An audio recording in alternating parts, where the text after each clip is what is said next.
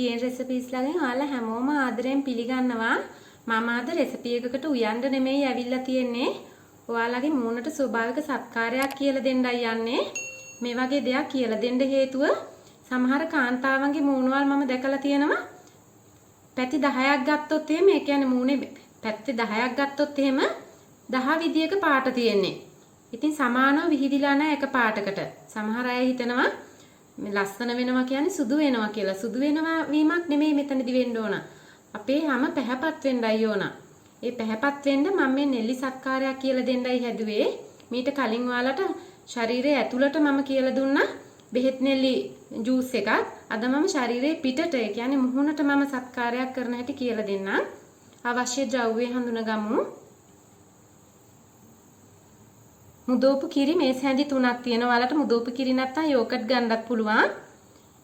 දෙහි බිංදු 2 3. මීපැණි තේ හැඳි 1. හොඳ පිරිසිදු ගෙඩි ගන්න බෙහෙත් නෙල්ලි ගෙඩි 5ක්. හීනියට අඹරගෙන තියෙන්නේ යුෂත් එක්කම දාගන්න. අර කළු පාට පුල්ලි තියෙන ඒවා ගන්න එපා ඔයගොල්ලෝ.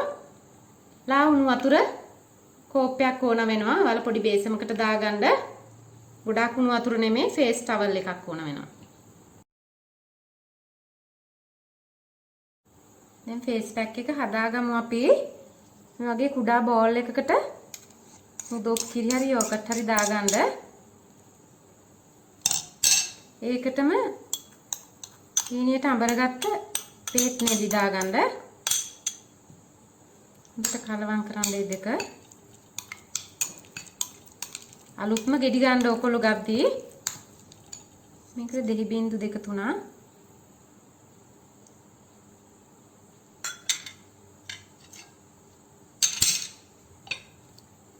මේ පැණි දාන්න. මේ පැණි තේ හැන්දා.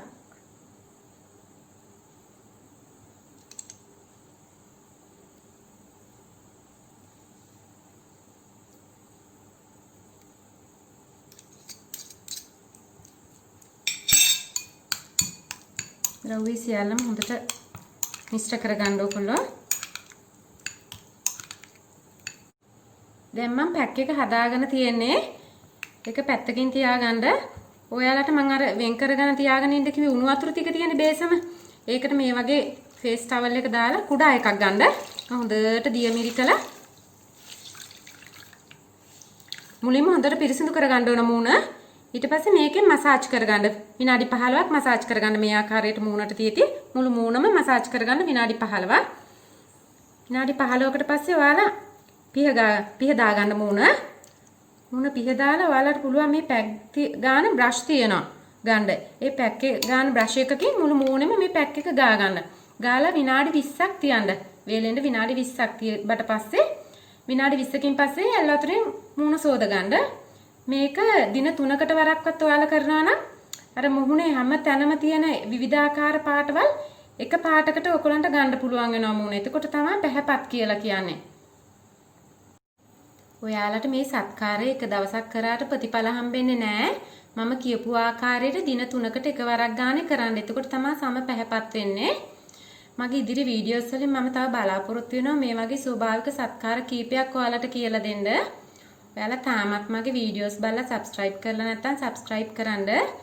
මෙවැනිම ස්වභාවික සත්කාරයකින් හමු වෙමු.